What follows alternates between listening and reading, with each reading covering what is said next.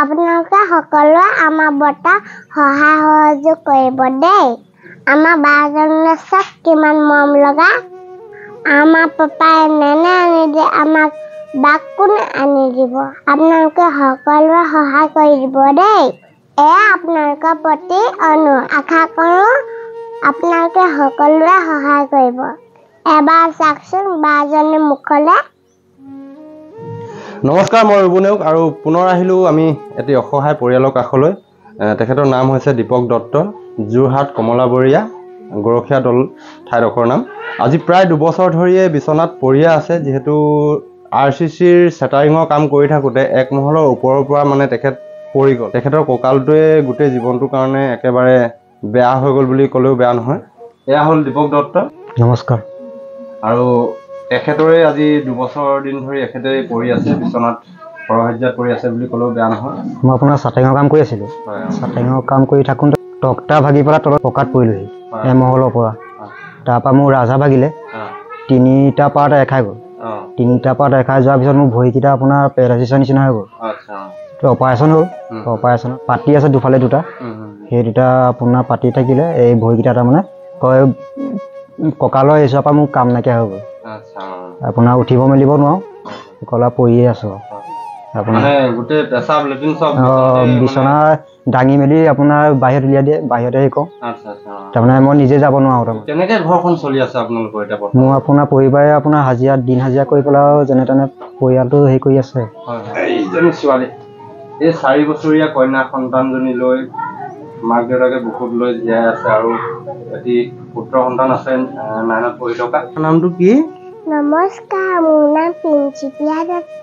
কোন ক্লাছত পঢ়িছা তুমি? মই ক শ্ৰেণীত পঢ়িছোঁ। ক শ্ৰেণীত পঢ়িছা? টকাৰ পইচাৰে যদি আপোনালোকে একো সহায় কৰিব নোৱাৰে, ভিডিঅ'টো শ্বেয়াৰ কৰি দিব। এটা শ্বেয়াৰে যাতে এই পৰিয়ালটোৰ মুখলৈ হাঁহি বিৰিঙাব পাৰে তাৰে কামনা কৰিছোঁ। আৰু বাইদেউৰ লগত দুআষাৰ পাতিম। বাইদেউ, কেনেকৈ আপুনি এই ঘৰখন চলাই আছে এতিয়া বৰ্তমান? দিন হাজিৰা কৰোঁ। হয় হয়। তেখেত মানে যিটো কামত এক্সিডেণ্ট হৈছিলে, হয় হয়, সেই কামটোকে এতিয়া মই নিজে কৰি আছোঁ। মানে পকা কাম কৰে আপুনি? পকা কামো কৰিব লগা বাধ্য। হয় হয় হয়। চাটাৰিঙৰ পৰা যিটো কামত মানে এক্সিডেণ্ট হৈ তেখেত পৰিছিলে, হয় হয়, সেই কামটোকে এতিয়া মই মাজে চলাওঁ, নতো পৰিয়ালটো চলাবলৈ বৰ কষ্ট নহয়। হয় হয়, আৰু দিন হাজিৰা কৰিবও যাওঁ। হয়, কেইটকাকৈ পায়নো আপুনি দিনটোত হাজিৰা? দিনটোত এতিয়া মানে খুব বেছি 200-250 তেনেকৈ আৰু। 200-250 টকাত আপোনাৰ ঘৰখন চলেনে? নাই নচলে, কাৰণ ল'ৰাটো এতিয়া ক্লাছ 9ত পঢ়ি আছে। ছোৱালীজনী সেয়া সৰুৱে, আৰু তেখেতকো লাগে, মোৰ নিজৰ চলিবলৈও লাগে। বহুত কষ্ট হয় মানে। মই সকলোকে অনুৰোধ কৰিছোঁ যাতে আমাৰ পৰিয়ালটো মোৰ ল'ৰা ছোৱালী দুটাৰ মুখলৈ চাই আপোনালোকে যি পাৰে সহায় কৰিব। আৰু মোৰ কষ্টখিনি মানে গাঁৱৰ মানুহ সকলোৱে জানে, মই কি কৰিছোঁ কি নাই কৰা সকলোৱে জানে, কিমান কষ্ট হৈছে। তেখেতৰ লগততো বহুত হ'লেই, অলৰেডি মোৰ মাটিও গৈছে তেখেতৰ লগতে। এতিয়া মানে বিক্ৰী কৰিবলৈও তেনেকৈ একো নাই, যিখিনি আছিলে প্ৰাপ্য সেইখিনি সকলোখিনি বিক্ৰী কৰি তাক অপাৰেশ্যন কৰা হ'ল।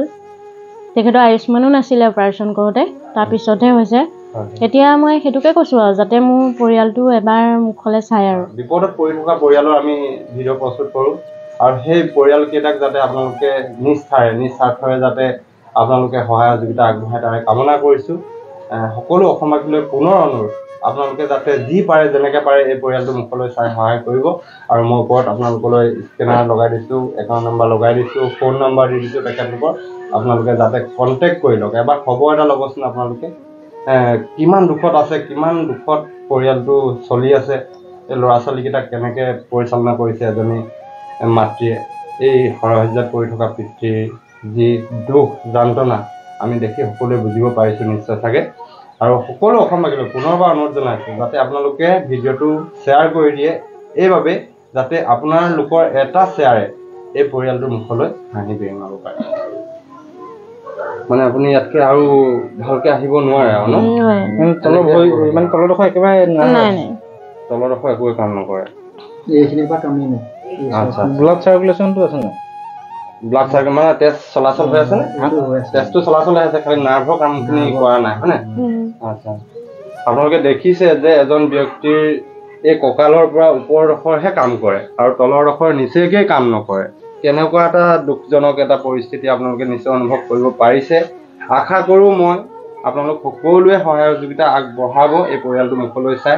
দেখিছে এজনী কন্যা সন্তান আছে 4 বছৰীয়া আৰু এগৰাকী মাকে পকা কাম কৰি আজিৰ তাৰিখত ঘৰ এখন চলাবলগীয়া হৈছে আৰু শুনি খুব দুখ লাগিছে আৰু আমিও একো সহায় কৰিব নোৱাৰো ব্যক্তিগতৰ ফালৰ পৰা আৰু সেয়ে সমূহ অসমবাসী ৰাইজলৈ এই ভিডিঅ'টো প্ৰেৰণ কৰিছো আপোনালোকে যাতে এই পৰিয়ালটো মুখলৈ চাই আপোনালোকে সহায় সহযোগিতা আগবঢ়ায় আপোনালোকে ভাবিছেনে এগৰাকী মহিলাই কিদৰে পকা কাম কৰি এটা পৰিয়াল চলাই আছে আপোনালোকে জানি দেখি বুজি আপোনালোকে হতভম্ব হ'ব যে এগৰাকী নাৰীয়ে কিদৰে এটা পৰিয়াল চলাই আছে এই সৰহসজ্জাত পৰি থকা এগৰাকী স্বামী আজি 2 বছৰ দিন ধৰি এই বিচনাতে পৰি আছে ডক্টৰেও আনকি হেণ্ড অভাৰ কৰি দিলে যেহেতু ইয়াৰ কোনো ট্ৰিটমেণ্ট নাই আৰু সেয়ে আমি ট্ৰিটমেণ্টৰ কাৰণে এই পৰিয়ালটোৰ কাষলৈ অহা নাই আমি আহিছোঁ একমাত্ৰ এই পৰিয়ালটোৰ সহায় হ'বলৈ আৰু ব্যক্তিগত ফালৰ পৰা একো সহায় কৰিব নোৱাৰো মাত্ৰ আপোনালোকক অনুৰোধ জনাব পাৰিম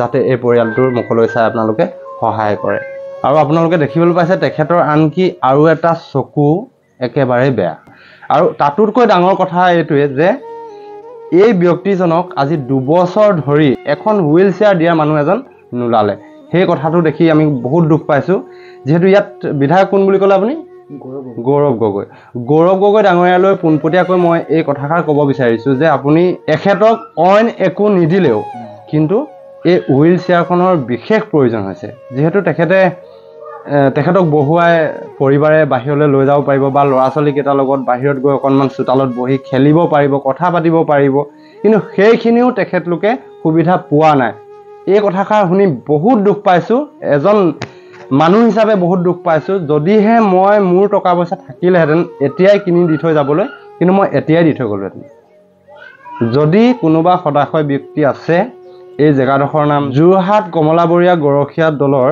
এই দীপক দত্ত নামৰ ব্যক্তিজনক কোনোবা সদাশয় ব্যক্তিয়ে যদি এখন হুইল চেয়াৰ দিয়াৰ মানে চিন্তা কৰে আপোনালোকে আহি এই এড্ৰেছটোত আপোনালোকে দিবহি পাৰিব ধন্যবাদ জনাইছোঁ আৰু গৌৰৱ গগৈ ডাঙৰীয়ালৈ পুনৰবাৰ অনুৰোধ জনাইছোঁ যাতে এই ব্যক্তিজনক এখন হুইল চেয়াৰ দিয়াৰ যোগ্য তেওঁ সেয়া পৰাৰ পিছৰ পৰাও তেওঁৰ পত্নীয়ে মানে ধৰক এইবোৰ কাঠৰ কাম বা পকা মিস্ত্ৰী যোগালী কৰে আমাৰো দেখি বেয়া লাগে বাৰু দেখি বেয়া লাগিলেনো আমি কি কৰিম আমিও একেই ধৰক কিবা এটা দিব নোৱাৰোঁ সেইটো কাৰণে বহুত মানে দুখ লাগি থাকে দুখ লাগিলেও ধৰক আমি আহি আৰু মাত খাৰ দি আহে পত্নীৰ কথাই কৈছোঁ এইটো বাৰু পায়খানা পাচাব ধৰক পেলোৱাটো বেয়া লগা কথা হয় নহ'ব আমি মানে আচৰিত হওঁ যে অঞ্জুৱে কেনেকৈ পকা কাম কৰিছে আমাৰ ইমান সাহস নাই তাই পকা কামো কৰে আপুনি কেঁচিটো মানে কেঁচিও উঠাইগৈ আৰু